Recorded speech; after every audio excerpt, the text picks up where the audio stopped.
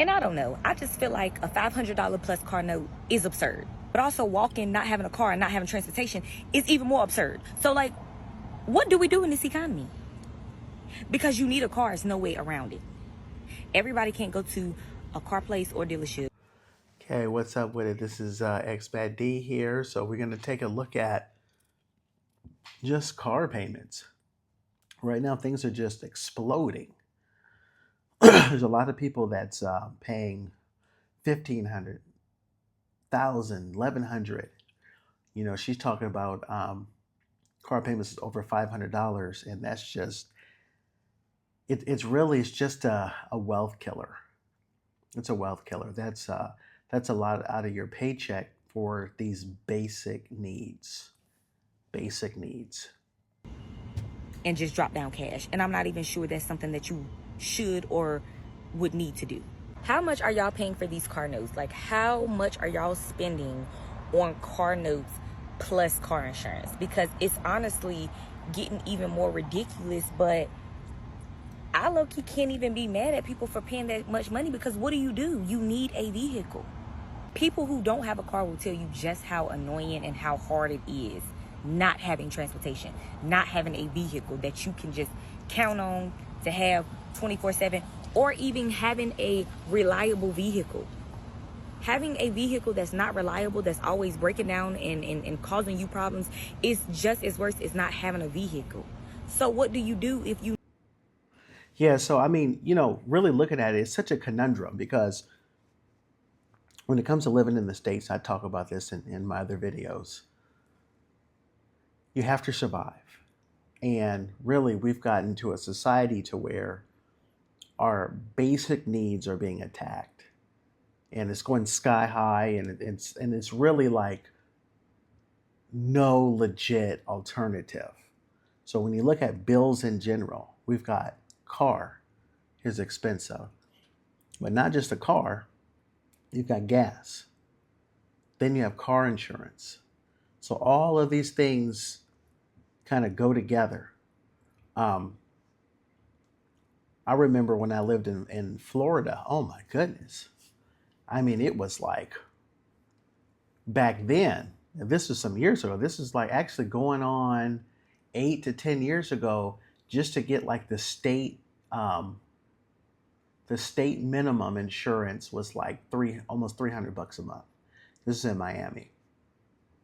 So that's the thing. When people look at trying to save money, you look at, okay, like if you get advice from,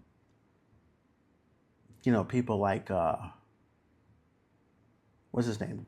Ramsey, Dave Ramsey, and, a lot of like your boomer generation people, they'll say things like, oh, just don't buy so many Starbucks, don't buy so much lattes, like that's where all our money is going. And that's some of the money's going there, but when you have to pay this much for your car, and then rent is like $1,500 a month, or even higher, so closer to like 2,000 for most people, and they've got student loans, and it's like they're doing things that society is telling them to do, but yet they're being trapped.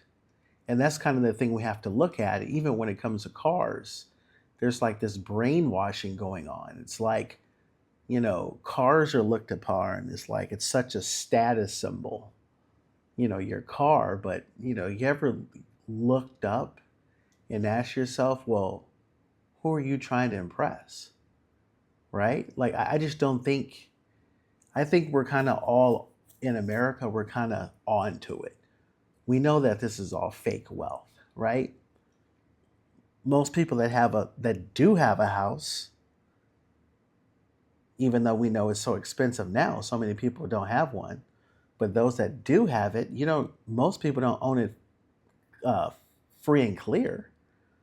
All that is just a payment to a bank. You're just financing it. If you have a new car, most people don't own that car free and clear.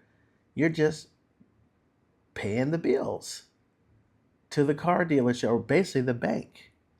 So if you look at somebody with a nice car, let me know in the comment section. Do you really think like, wow, this person's made it, or wow, this person has a lot of money. All that means is they're just paying a high, uh, they've got high bills. That's it. Like, do we really look at people and say, wow, you've got a Mercedes Benz or whatever, BMW or like whatever car? Do we really look at it like you made it, or you've got money, or you're somebody, or whatever the connotation is? Is that how we look at it? Because so much of us are suckered into these high payments that you just feel like you're stuck. Okay, so that's was tough about cars. We've been a lot of stuff that we've been sold on that we need to do. Like, you should have what? Oh, you should be a homeowner, right? Oh, you should have a new car. Oh, you should go to college. So you should have a student loan, right? It seems like all these things that society is telling us that we should have, we need to have, or that's the symbol that we've made it, or we're successful.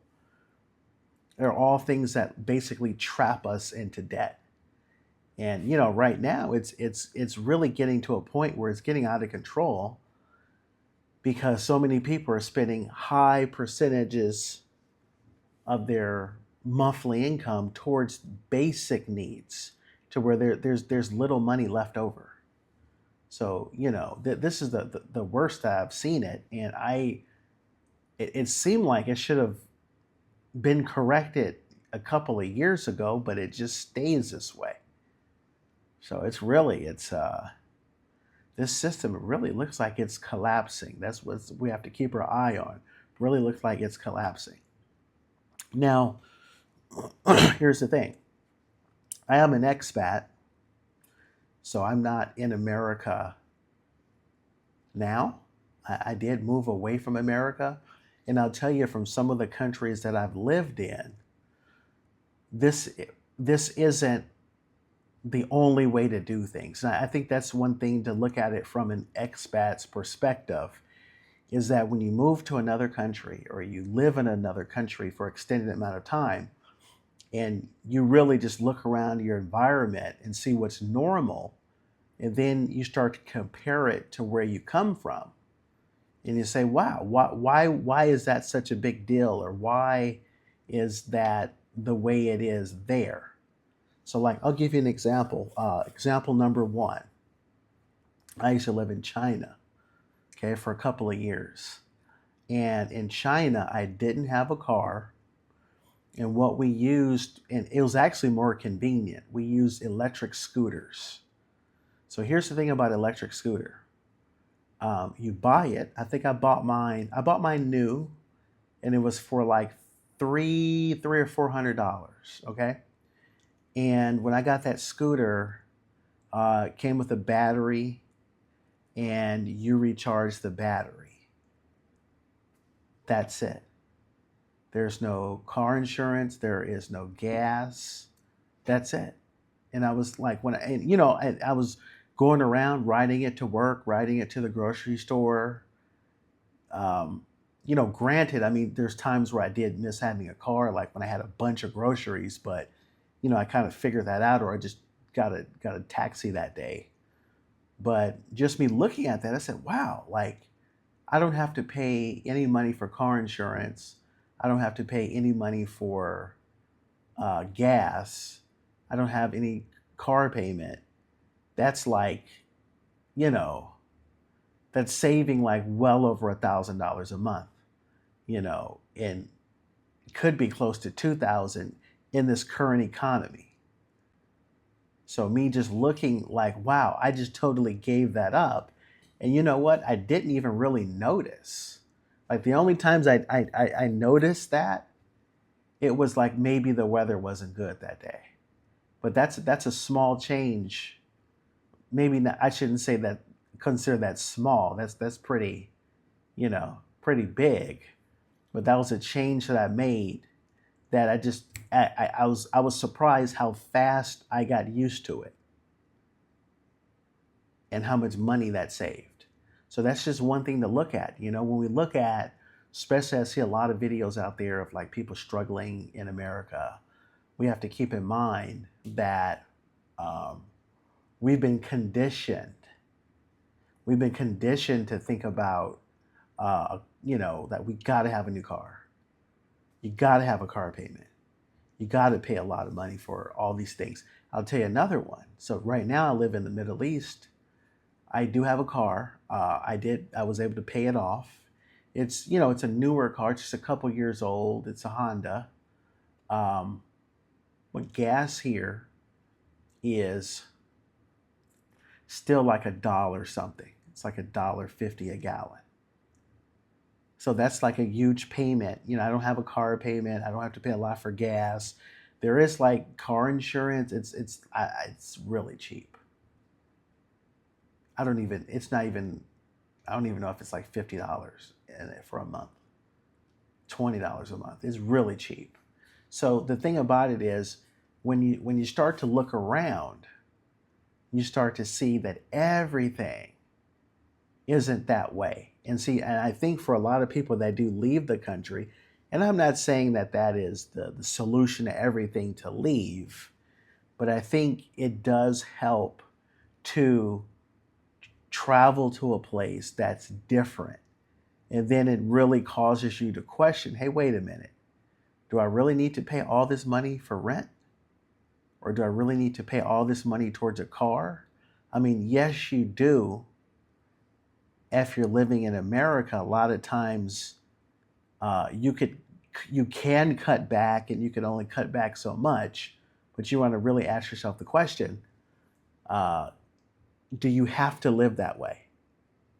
Like if you don't have a brand new car, I mean, let's keep it real. Like nobody's going to sit here. Nobody really cares, and that's the thing. I think in America, we've been conditioned to think like people care so much about you, like the way you look, or what car do you drive, and what type of house or your apartment, and all. There's all these like status symbol things that are just embedded in our heads, and we just think so much that people judge us so hard. And I don't think people really don't care that much, to be honest with you. They really don't care that much. They're worried about themselves. They're not really worried about what type of car you drive. Just to burst a bubble. They really don't care. So that's something to keep in mind. But for those that are paying $1,000, $1,500 in a month on a car note, I mean, that you could do something else with your money. You could do something else that could, if you got the money, great. That's a drop in the basket, great. But if that is a majority of your monthly income, and that's what you're using it for, priorities. Those are not good priorities. Yeah, let's see what they have to say in the comment section of this video. Okay, one person says that, one person said they have a 2016 Corolla, and they said, I won't make it with the car payment. Yeah, that's a good car too. I think I've owned that same car. And those things do not break. Somebody says they have a $860 a month car payment with $103 car insurance. That's pretty good. They must be like in the suburbs somewhere. They say, I got a brand new 4Runner and expected to pay this price. Yeah. This is life short, and I drive what I want to drive. Yeah, so I guess they're going to go up. They're going to go up and get a higher car payment. Some people are here saying that they got cheaper car payments than this. Someone here says, God didn't give me legs for a reason. I'll take my 15-minute walk to work and keep the $500 in my pocket. Yeah, I got it. I mean, that's a good way of looking at it. Like nobody, like if you do that, nobody's judging you. Yeah, someone here said their car payment is well over $900. So this is a reality. Like people are really paying a lot for their car payment. Or maybe it's like they try to get on the internet and try to normalize stuff. But to tell you the truth, it doesn't go down like this in other countries. Maybe some, but it's good to take a look around and see like what is normal.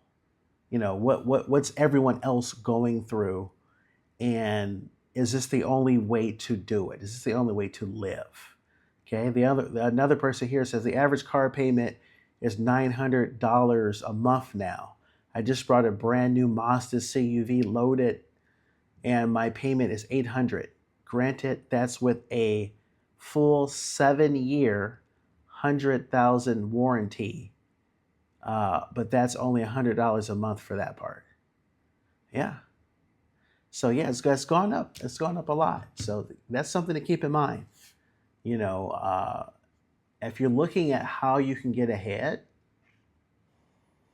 you might want to start looking and seeing other situations, because I'll tell you from my perspective, the world has really caught up to the States to where I don't feel the same way that I used to, in terms of I don't feel like I'm missing out on any of my entertainment. I'm not missing out on any of the food.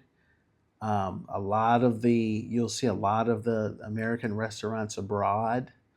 I actually feel like I have more of a social life. So these are all things to consider. You know, if because you may find yourself in a situation where you really can't cut back on that much in the States. It's something just to keep in mind. But anyway, everybody's got different situations. You know, let me know in the comment section, how much do you pay a month for your car note? And is it worth it? You know, would you do it over again? If you knew how much you're paying now, would you do it all over again? Or anyway, I'm Expat D. Like, share, subscribe, and I'll see you in another video. All right, peace and I'm out.